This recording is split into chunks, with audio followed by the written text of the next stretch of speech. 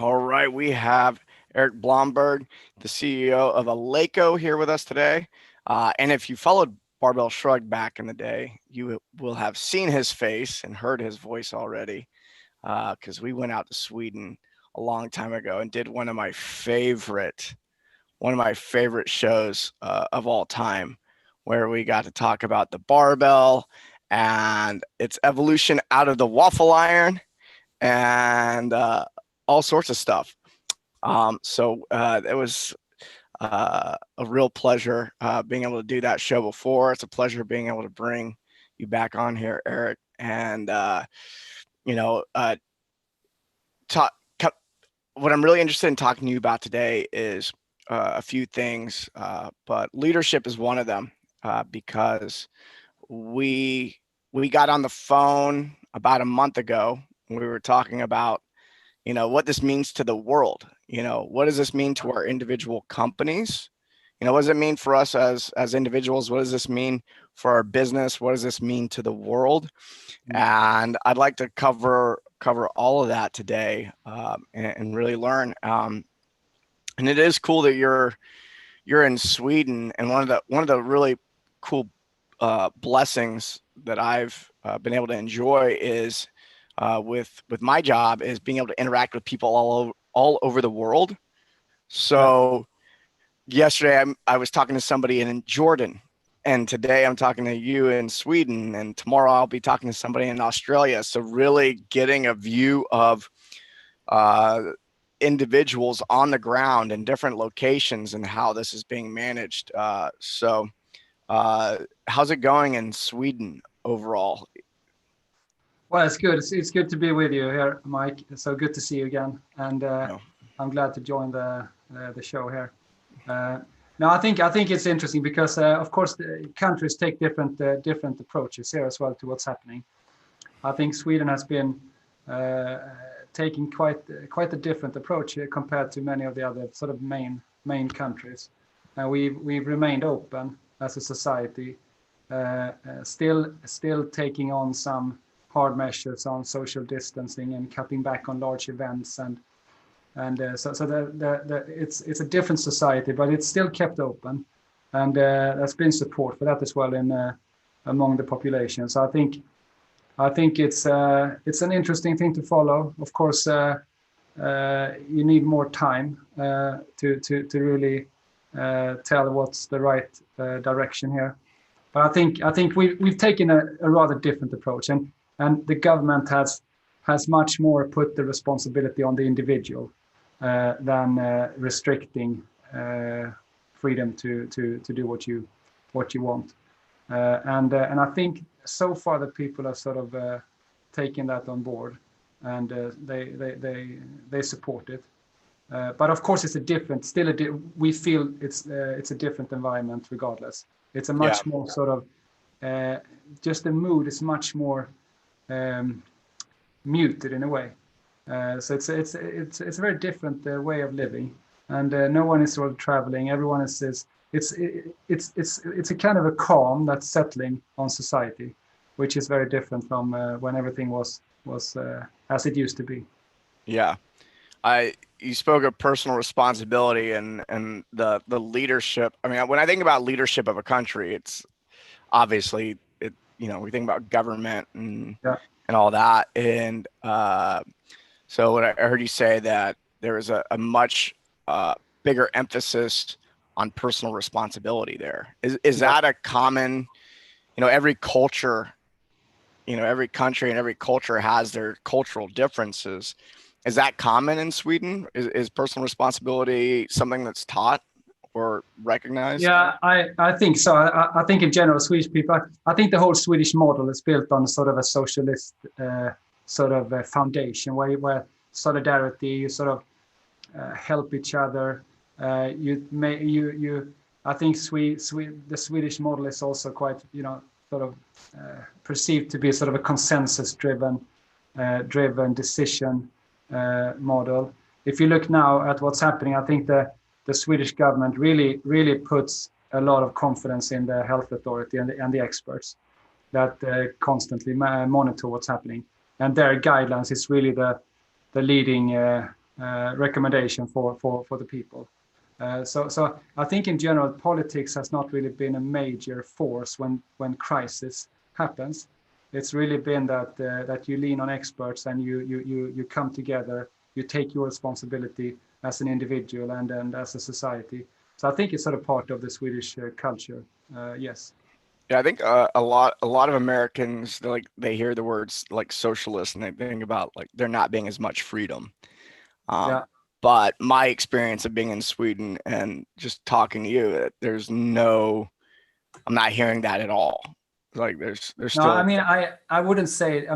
I personally don't view that as a sort of a freedom restricting part of it. I think if you look at, we feel rather free here. So, and yeah, I've you look been at, there. There's like no lack of like pretty free. yeah, and we have like we have like different elements as well, where you have like we have, for example, you can basically um, uh, be at any piece of land in Sweden. You have that right by law. It's called allemansrätten, and you can really, so you don't really you can't really have that type of trespassing that you see in other places. And Yeah, I think that's something that actually offers us here a sense of a lot of freedom. yeah, But of course it's also driven. Driven. You rely a lot on the group, on the people, right. on the society. So it is. It's sort of it's definitely shaped. It's shaped me, and it's shaped Sweden as a country. Yeah, the personal responsibility thing is really interesting. I start thinking about different cultures because in America here, a lot of people really want freedom and independence, Yeah. but personal responsibility is rare. And Yeah. so for me, I'm going, okay, how do we hold both of these things? Like how can we have uh it's like anytime somebody does not want to have personal responsibility about something, Yeah. they're giving away freedom. Yeah. So Yeah. like if you have an entire culture, like a place like Sweden, where personal responsibility is something that's baked in and people take pride in and actually know what it means, because a lot of Yeah. people don't know what it means Yeah. to take personal responsibility, then it's a well-oiled machine. Uh, as everything that comes out of Sweden is like, oh yeah, nice tight lines, everything's a lot of precision, and I imagine that comes from that perspective. Like the Yeah. culture actually does creates that. No, I think, and I mean, every culture is different. It's different, of course, and every country Hmm. is different. And we're not that many people here, and we have a big still. We don't. We live in a different way, and we work in a different way. So of course, every country has, and it's different demographics and all that. So of course, it's there are differences. But I just think a lot about this part when I also look at what's happening in our industry right now. If we look at the fitness industry, for example, I think just the personal responsibility part is almost lost at the moment. So you just see how everyone is trying to create this new way of delivering fitness to people, and they almost forgot that the biggest impact can come from the individual herself. And I think it's just interesting to see how this will all play out. But I mean, just taking care of yourself and others by not being out with people when you're sick, and taking care of your personal hygiene, and making sure that what you leave is left in the same clean condition as it was when you came. These are sort of the best measures you can take these days, I think. And it's almost like you look at countries all over the world right now, and it's just this process of trying to create the ultimate environment for the individual, but not really capturing the individual's responsibility. Yeah, yeah, I would agree with that. It's beautifully said. Since I met you, one of the things that I really love is you're an advocate for building a stronger world. You know, building a stronger individual, which builds a stronger world. So this all makes a lot of sense. I'm curious about what you think. So a lot of people who are really into health and fitness listen to this show. I imagine a lot of them like, yeah, I got my shit dialed in. Yeah. Uh, what do you think that fitness professionals, someone who's a coach or somebody who is working in the fitness industry, what what's a good way of approaching this situation that you've seen? I mean, I think this is really interesting as well. I think that's again where I mean, right now there's a lot of discussion around, of course, the sick people and how many people die every day. What's the death count? What's the death per capita per country?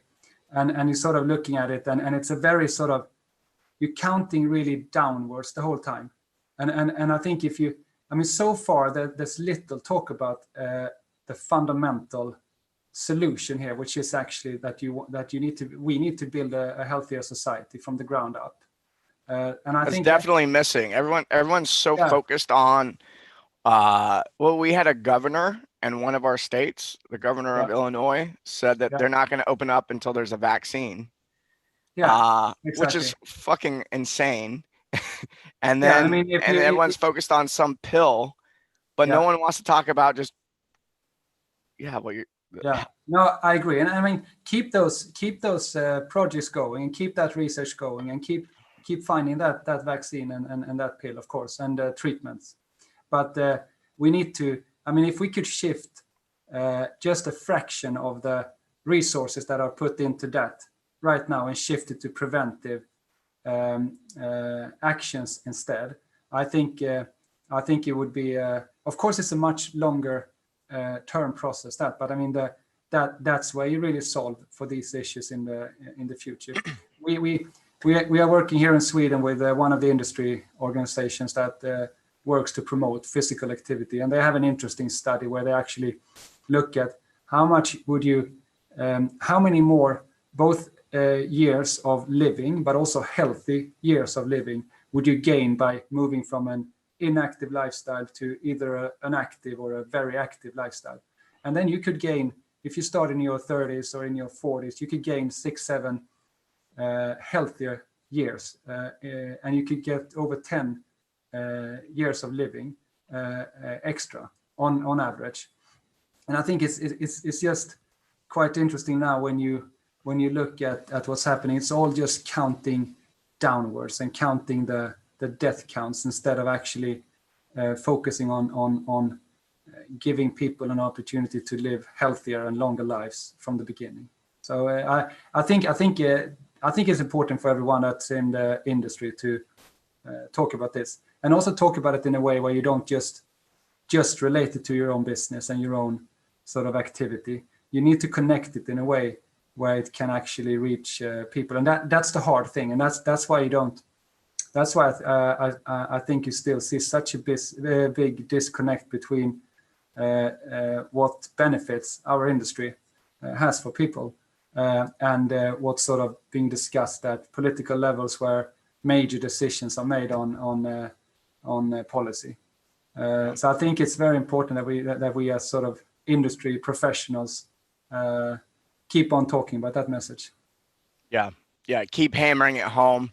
Yeah, One of the things that I've noticed is uh, I'll, the perception of the general public, well, the mainstream, the general public is that most health and fitness professionals that don't wear lab coats or don't have a medical doctor, an MD next to their name or whatever, the moment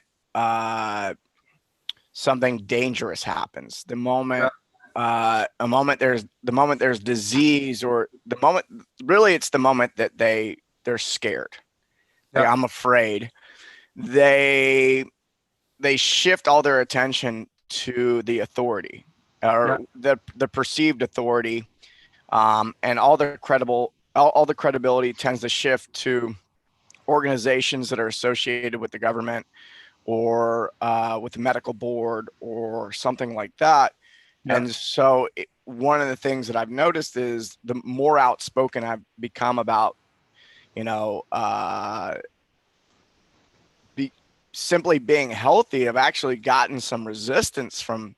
It's like people have been following me on Instagram or listening to the podcast for years, and I've said a lot of stuff that people would consider to be crazy on here. I know Yeah. that edge pushing, and no one says a word. But the moment I start talking about, maybe you should focus on other things than just the vaccine, people freak out, and it's really, really No, I agree. I agree, and I think that's a really tough one, and I think it's it's one of the main hurdles I think our industry hasn't really cracked and passed yet. I think because there's a psychological effect there, and I mean it gets very. It's both on how you how much you train and how much you and what you eat. It's a very, very difficult conversation to have without making people feel judged and feel targeted. And I think that's a tricky one, and I don't think I have the solution for that, because that's a psychological thing. But if we look now at what's happening, of course, if we look at the statistics now, I mean it's really predominantly people with underlying conditions, and of course age is a matter as well, but that those are usually correlated as well. So I mean it's something we need to, I think, be able to talk about in a sensible, non-judgmental way. I just read a newspaper the other day, one of the major newspapers here, where that message was brought forward about actually trying to shift focus on just the vaccine and just the medicines for this as the solution. And I think it was a really sensible article from my perspective. And I think the first comment that came was that it was a negative comment about now someone is out just trying to push people to train more and bring up this hype and really put pressure on people. And it was just interesting that was the first comment on what was really a very, very common sense view in my mind. Just that you need to focus on the foundational things, build a healthier society. I think at the core, this may trigger some people, but at the core of it is being out of touch with reality. People, the fantasy is that I can take a pill or I can just go get a shot and I'll be healthy. Yeah. People want a lot of things, but they're not willing to do what it takes to get there. And then if people are so bought into their fantasy that if you point out the requirements for accomplishing what it is they really want, they call you crazy. They're like, oh, there's something wrong with you. It's like people, and we end up back at personal responsibility. No, I agree, and I think also like the flu or like any type of, if you get a cold or I think what's also missing a lot is just people reflecting on themselves much more. And I think, I mean, if I go to myself, I can pretty much often connect back a cold or if I get sick to me having traveled too much, slept too little, been out partying, doing something that really reduces my ability to withstand anything that comes at me. If I've been out, and so I think that whole process of reflecting on that, and every time you get sick, it's not like you just sort of course you're unlucky and all that, and you're being exposed to something, but I think it's important to really try and connect it back as well to what state was I in when this happened, where have I been, and how have I sort of spent my days in the last week. And then I think I hope people will actually realize that it's often possible to connect it to things that you can actually affect on a daily basis. Yeah, I think you're spot on, and I think a lot of people miss it because it's invisible. Like, it's they can't see it physically hit them. No. And so it does take a degree of of self-reflection and introspection, which most people never take. It's really cool to hear you say that. I've had the same experience of I get sick and other people may comment, oh, it like came out of nowhere. And I'm going, no, I was asking for it. Yeah. I really pushed the limits. I was emotionally, like I had this emotional stress that was Yeah. dealing with or I wasn't dealing with. Maybe I let the emotional stress become too much and it's like, oh, no, like the last time I was sick was 3 years ago. Mm. It really took me down and for a few days, and I knew exactly what it was. It Yeah. was I was experiencing like I had like a lot of emotional triggers going on that week. There was a lot of stress, and then Yeah. I got sick, and I'm laying in bed, and I go, I know exactly why I'm sick right now. Yeah.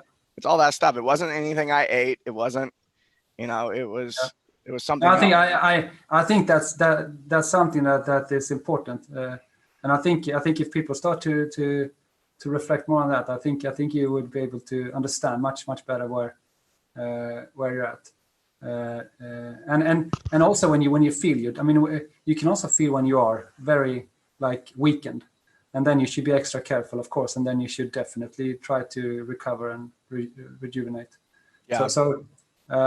But sometimes, I mean, it is hard sometimes, and sometimes you just, of course, push through and you get sick. But uh, I just think it's good to reflect on that. yeah, yeah. Uh, you're a guy who is introspective, does spend time in reflection.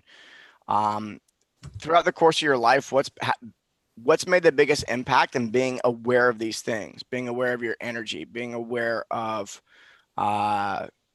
of like, oh, I get sick because of all these things. That requires a level of awareness that most people lack. What are some things that you've done that have given you that edge?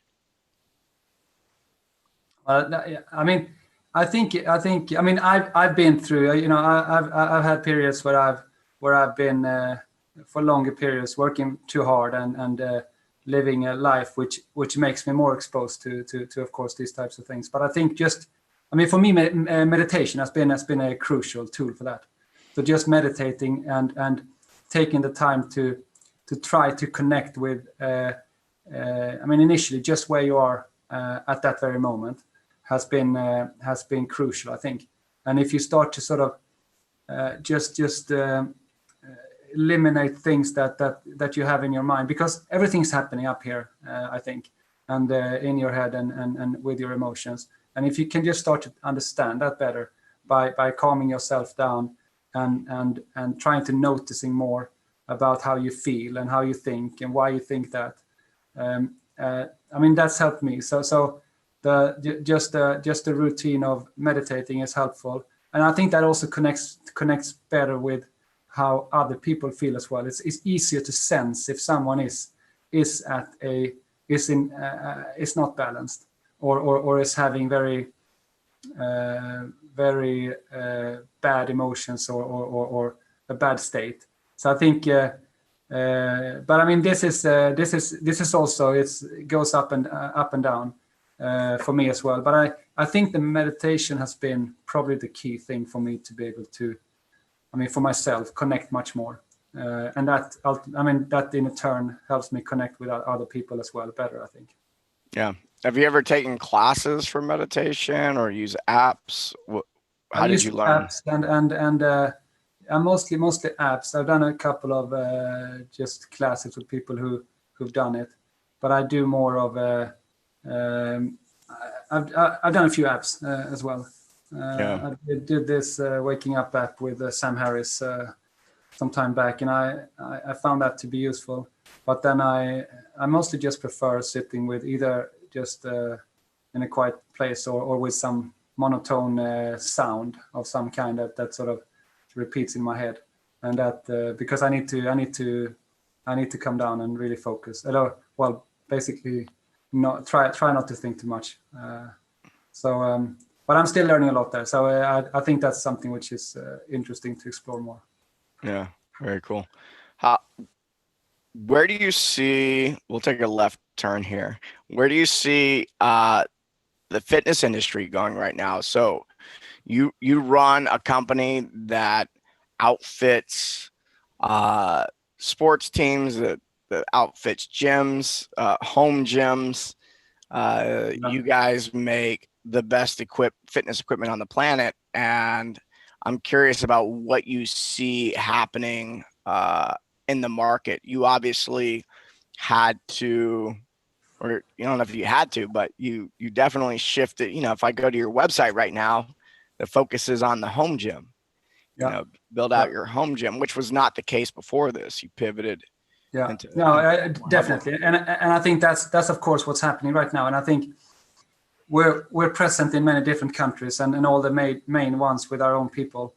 And the commercial fitness market is of course experiencing some clear difficulties right now with gyms and facilities closing down completely. And then this whole conversation about how they can open up and how they can run their business. And we've seen that as well. So we've seen a drop in sales to the commercial segments. And of course also to the sports market where there aren't any international competitions at this point. And they're also trying to figure out how to restart and how to come back. So we've seen that. But I think on the other hand, it's very clear that the demand for fitness is not going away. So I think it's remarkable how it's shifted to people now trying to find other ways to consume fitness and do it. And I think it's clearly been a boost for home training, and we've of course, we to bring the company through this crisis as well. It's important that we also are able to quickly adapt. So we've accelerated a launch of an e-commerce platform that we launched in the UK in April, and we've been rolling it out in different countries since then. And we've also, of course, with our own sales force, worked much more towards the home market, and it's a very clear increase in demand there. So that's sort of covering up for at the moment what we lose in other parts. But I think the interesting thing is to think about what would be sort of the lasting impact here. And I think, as I said, I don't think the demand for fitness will go away at all. I actually think the opposite, and I think it will increase as a result of this. So I think people will become much more aware of these things, and ultimately, even if the discussion right now could be even more on this topic, I think people will realize that they need to stay healthy and stay strong and stay fit. So it's just going to be interesting to see how this is going to play out. But I think the commercial fitness market will come back. But I think that's probably one of the markets that needs to adjust the most as well. There will be a different way of probably operating some facilities, and quite strongly driven probably by country as well, and different regulations and how different governments approach this.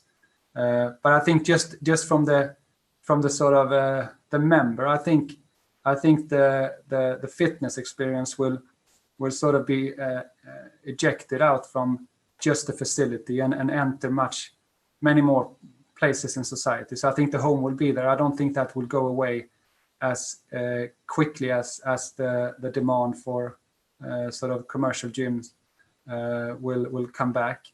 I think the workplace will have a different role to play in the future. I think public space will have a different role to play as well. So I think there will be emerging a type of a hybrid fitness model as well. And I think it's extremely important for anyone in the industry to try to understand that and do the best assessment you can of it, and then try to adjust, and because there will definitely be opportunities here. Yeah. So, one of the things that we do, so I have clients in my mastermind who, as this hit, we started pivoting and adjusting and all that. And one of the women in our group, she's now training construction workers like Yeah. getting out and helping them out where that wasn't happening before. No. She's getting out there and helping them mobilize before and after work and all this stuff. So I think you're right on that, and that people are already expanding. Like a lot of in the business world, people are expanding that corporate uh, fitness culture, which is great. But the other thing is like we know that changes are happening. Gold's Gym, I heard they went bankrupt, but also we've had some people who own some big box gyms reach out and want to become coaches. Yeah. And I'm going, wow, you owned like one of these major franchises, but now you want to come in and coach. Yeah. There is that's a major shift to go Yeah. from running a big box gym where you're basically just running it by the numbers and members and running ads and running a sales force and some Yeah. personal trainers to going, I want to coach people. Yeah. That's a big shift. And so, I mean, it's a mixture of recognizing that the market is changing, Yeah. but also self-reflection of like, what am I doing here? Why did I get in the fitness industry in the first place? Yeah. Uh, you know, what do I really love about this? Yeah. And then another approach that we're taking with any of our coaches is a lot of times people come to me and they go, well, what do you think we should do? Is this the right answer? And I go, I have no idea. Go ask your clients. Your Yeah. clients will tell you what it is they want. So we're talking about things are going to shift, and we're making there is predictions. It's like, yeah, the big box gym model is going to shift. Yeah. So if anything, it should be motivating to people to really get in contact with the people they're serving or the people they want to serve and find out what they're interested in or Yeah.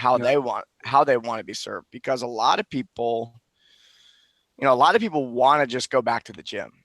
Yeah. No, absolutely. And I think, of course, just the remote delivery model now, where you can train people and bring content on in different forms. I mean, that's clearly on the rise, and I think that's gonna continue to increase. And I think already you see a lot of gym chains as well, operators taking on that and delivering another type of product to their members. But I mean, just having worked for a couple of months now remotely, mostly, I think everyone in business has experienced that. It sort of gets a bit boring as well in the end.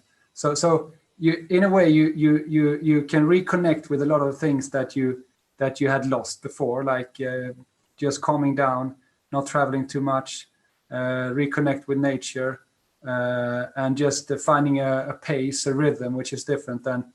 I mean, for those who are living sort of a busy work life. But I also think in general that people need a place, and I think they need a physical place as well where they can connect with other people. And I mean, the whole social role that a facility or a place is critical. And I think you can build that in a sort of an online model to some extent, and you can build great brand loyalty and really build a community there. But I don't think you can replace the physical meeting and just a high five after a workout with someone, or just the direct coaching when you teach someone to lift. So I mean, this will sort of balance out at some point. But I think it's important to try to understand what will be the lasting impact there, and to what extent will things change. Yeah. But I mean, coaching definitely, I think is going to be. I think there are many people who are actually going to value this much more, and they would be ready to also pay for that in terms of getting the right help and motivation and coaching to reach their goals or a healthier life. So I definitely think that's a good place to be in. Yeah. We had a lot of coaches when this started. They were having fun. Yeah. They go, oh, I've always wanted to do on. A lot of them well, a few of them were not doing online. They were only doing in person, and then they were forced to go online. Yeah. And they go, oh, this is really fun. And then about a month in, they go, I don't want to. Like, if I have to lead another workout in my living room while staring at a screen, it's just, I'm Yeah. going to go Yeah. crazy. Ah, So yeah, and that's you can just go important. to the educational space has been experimenting with online and distant education for many years now. But I mean the dropout rates there and how much people actually do of that type of course is not that encouraging. So you still have, I mean, the universities and educational institutions, they still play a hugely important role to train people. But I think it's just going to be very interesting to see how where you find the sweet spot here. Yeah. Yeah. What's the next move for you? Well, right now we're focused on, of course, we continuing now to roll this e-commerce platform out, and that's a big thing for us. I mean, we've been and I mean our roots is really in the professional sports market, professional weightlifting and powerlifting and para powerlifting, and then of course the performance market with markets with universities and professional sports teams and military and commercial gyms. So we come from a very, of course, business-oriented background, and that's the way that's where we are really knowledgeable, and we know that type of business well.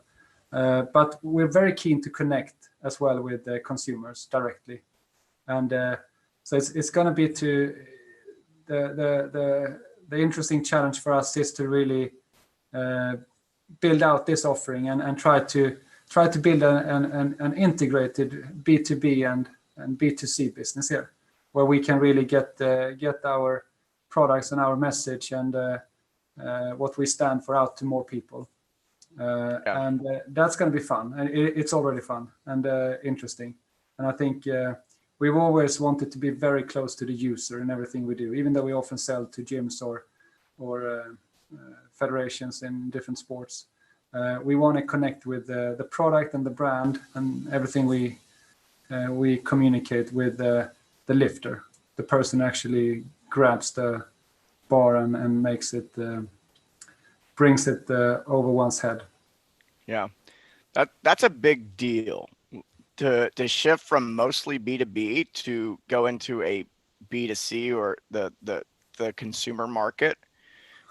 Yeah. And it's almost, I mean, my experience of doing something like that is almost like building a new business. Yeah, exactly. And we've kind of treated it as a startup within the company, at least up until now. And then we, of course, accelerated everything now with what happened with COVID. But I think I'm very careful with we're not aiming to shift anything here, but we want to open up a new channel and reach more people with our products, while we actually think that will help our business customers as well. So It's all about building a much better customer journey for anyone who wants to be connected to our company. And I think it's a tricky thing, and I think both internally and externally it's important that you really are clear on what you're trying to achieve here as well. And as you say, we it could be seen as we're shifting and moving away from something, but that's really not what we're doing. We are very, very careful and committed to our sort of core customer and user group, and that's going to remain. But I think actually we can do this in a way where we make it better for them as well by just connecting with much more people. And for a gym, for example, to be able to connect with their members and help them understand the equipment better and help with education and inspire. I mean, our goal is also with the brand and what we do and how we interact with people to hopefully have some kind of inspirational effect on people as well. So it's definitely a challenge, but I think it's very interesting, because I think at this point in our company right now, I think we can do it in a way where we actually make it build a better experience for everyone. Yeah, that's one of the major reasons I love you guys is you're so thoughtful about every piece. You know, a lot of people in a time like this are scrambling around and just trying to like patch holes or trying to make something work or fix something. And the level of awareness that's present and the ability to go, okay, we need to consider this, all the things that it sounds like you're considering is much greater than what most companies.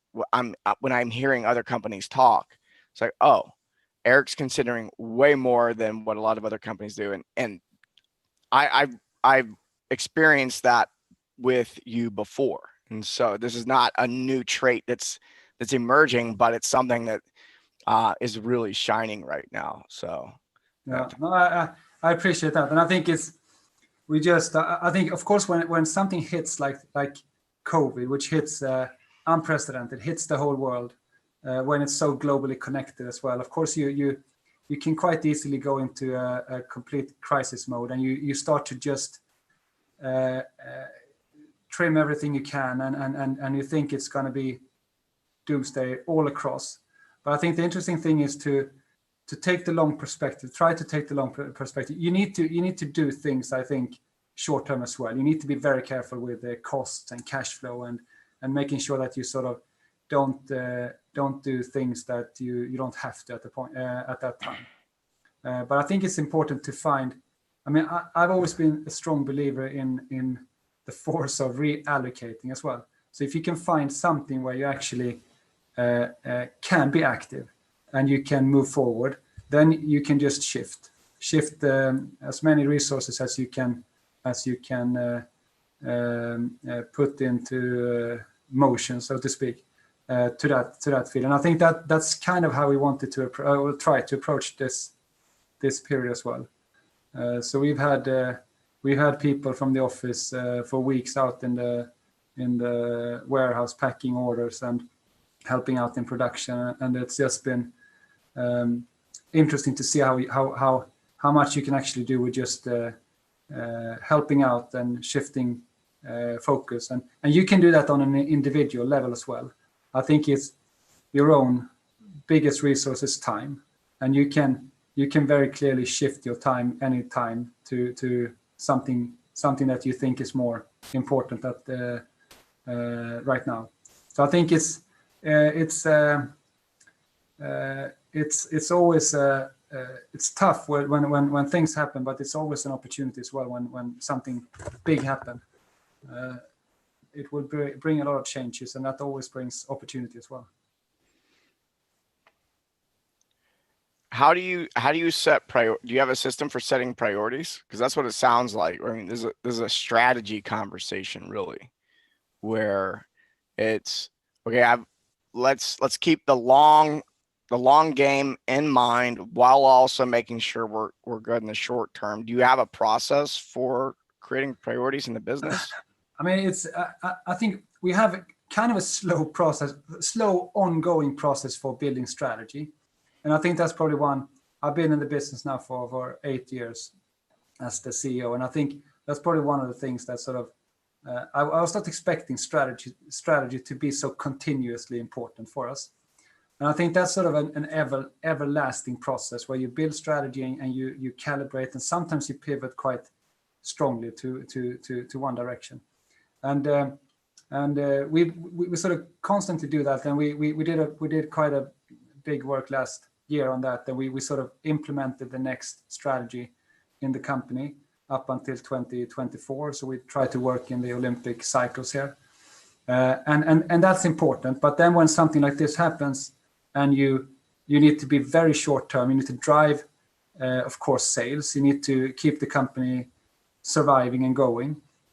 Then everything shifts a bit. So when you get very short term, but I think, and that's always hard. But I think it's just I tend to just rely I delegate a lot more in those instances. I've realized I just rely a lot on the people I really trust and know that they will do a good job, and then and I try to let them have as much freedom to act as possible, and I think you often see such potential coming out in those times. Right now, 2 months into this, we just this week sat down and reconnected with the strategy and looked at where we were when we went into the year, which was sort of a quite stable position, and we knew what we had to do in the year, and we were working on all that.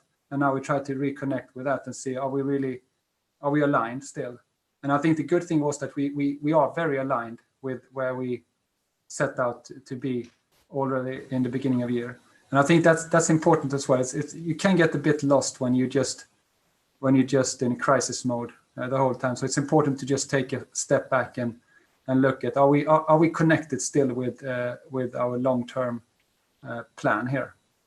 Yeah, I was having a conversation with some of the guys on my team last week where we were asking ourselves, why have we done so well, and also looking at, are we still in alignment when we look at the 10-year vision? Yeah, we have a vision that's 10 years in the future. When we look at the 10-year vision, nothing's changed. Nothing has changed about the 10-year vision. no, But a lot shifted in the last few months. yeah, And it's really cool to witness the holding this vision that's 10 years out. There's a lot of things that can change in the next 10 years, but we're still going that direction. And it's actually very grounding and calming to go, oh, that's still where we're going. And so I think that I imagine y'all have a long-term vision that everyone is aware of. And that's also helpful because this quarter, this 3 months could be really rough, or a lot of unexpected things come up, but the knowledge of that 10-year vision actually creates a lot of certainty in a way, and can be very calming to people in and around the company. Yeah, no, I agree. And I think that's, I can share that feeling as well. I feel the same thing. So it's sort of a reassuring thing when you sort of go back and look at what was, because you can almost forget it at times when you're so much into this kind of period and so much happening, and you have to respond to so many things, and you also have the psychology of media and different. So it's sort of you need to try and distill that a bit, and just reconnecting with your long-term plan is a great way. So I think it's. I think the difference with this thing is that it's so persistent and has been so persistent. People thought it was going to be for a couple of weeks, a month, a couple of months, and I think people are starting to realize now that it's sort of, this is going to hang on to you for a while, and there might be even lasting changes here to how we live our lives, and that's also a tough thing, I think, for people, because it's there's a lot of potential in an individual or an organization or a team. When things happen, they come together, and you can achieve much more than you could achieve before. But you need to find ways also to break that sort of high performance continuously. You need to find time to recover and try to I think reconnect with your long-term vision and goal is important, because now I think people realize that you need to maintain high performance here for quite some time, and that's quite tiring for companies and for people. Yeah. We did a sprint, but now I actually cut back my own workload. I've basically been on vacation for the last 10 days. I've only been doing podcasts. I've done minimal work. Yeah. Because you're right. It's, we have to take a break and it was new, but after we realized, oh, this is, we're going to slowly ease out of this. We can't keep it pedal to the metal the whole time. No, and you need to find the good things as well. I mean, I've realized this time has always been the time when I travel the most. So different trade shows and different championships in places, and now I've been in Sweden for the whole time, and I've just sort of met the Swedish spring for the first time in years. So I sort of enjoyed that in a way, and so you need to find the good things as well, because there are always some good things to lean on. Yeah. Well, speaking of seasons in Sweden, is there will you guys be throwing that summer solstice party? Sorry, which one? The summer solstice. The party here in Halmstad, or Yeah. yeah. Is that happening? I think, well, anything above 50 people is not happening. So that one's not happening. No. So we still have those type of events will not take place. At least we haven't seen anything that changed. I told Mike Salemi, I said, I'm going to be talking to Erik, and if they're going to be throwing that party in Sweden, we should fly there. You should both come. Yeah, we both do want to come out and hang out. Definitely. But Erik, thanks for joining us today. Anything you want to leave people with before you go? No, I'm happy. I'm happy to be on this with you, Mike, and always a pleasure to speak to you. I love what you do for people. Yeah, thank you. You too. Where can people find the company if there's a coach or an athlete that wants to get equipment, or you guys also do seminars and things like that? So whatever. Yeah, just go to Eleiko.com and you can best find your way to where you want to what you want to find. So Eleiko.com. Yeah, that's ELEIKO.com, folks. Correct. Awesome. Stands for Electrical Installations Limited Company in Swedish. That's right. If you want to find out the history, you got to go watch that Barbell Shrugged. Just YouTube Barbell Shrugged, Eleiko, and you will learn a lot about the barbell and about Eleiko as a company. That was again, fun show. Yeah. Thank you so much. Thank you, Mike. Good to see you. All right, cool. Yeah, just turn